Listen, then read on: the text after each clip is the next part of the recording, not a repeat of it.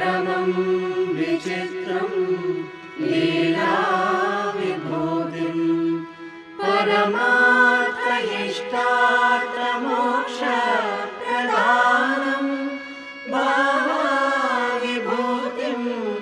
इदमाश्रयामि परमं पवित्रं भावाविभूतिं परमं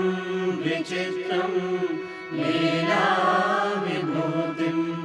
परमार्थइष्टार्थमोक्षप्रदानं भावाविभूतिम्